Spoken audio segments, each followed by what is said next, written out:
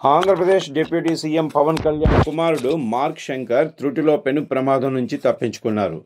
సింగపూర్లో ఆయన చదువుకుంటున్న పాఠశాలలో జరిగిన అగ్ని ప్రమాదం ఒక భయానక పరిణామాలను సృష్టించింది. ఈ ఘటనలో మార్క్ శంకర్ చేతులు, కాళ్లకు గాయాలు కావడంతో పాటు పొగ శ్వాస ద్వారా ఊపిరితిత్తుల్లోకి వెళ్లినందున చికిత్స తీసుకుంటున్నాడని జనసేన పార్టీ ఒక ప్రకటనలో వెల్లడించింది. ప్రమాదం తాలూకా సమాచారం అల్లూరి సీతారామరాజు జిల్లా పర్యటనలో ఉన్న పవన్ కళ్యాణ్కు చేరిన వెంటనే అధికారులు మరియు పార్టీ నేతలు వెంటనే సింగపూర్ వెళ్లాలని సూచించినప్పటికీ ఆయన మాత్రం ముందుగా గిరిజన గ్రామమైన కురిడికి వెళ్లాలని నిర్ణయించుకున్నారు. ఆ గ్రామానికి వచ్చి గిరిజనులతో మాట్లాడి వారి సమస్యలు తెలుసుకుంటానని నిన్నే మాట ఇచ్చాను అని పవన్ స్పష్టంగా పేర్కొన్నారు. అంతేకాకుండా ఇప్పటికే షెడ్యూల్ చేసిన అభివృద్ధి కార్యక్రమాలు, ప్రారంభోత్సవాలు పూర్తయ్యాకే సింగపూర్ బయలుదేరతానని అధికారులకు చెప్పారు. పార్టీ వర్గాల సమాచారం ప్రకారం పవన్ కళ్యాణ్ మన్యంలో పర్యటన ముగించుకుని విశాఖపట్నం ఎయిర్పోర్ట్ చేరుకుని అక్కడి నుంచి నేరుగా సింగపూర్కు వెళ్లనున్నారు.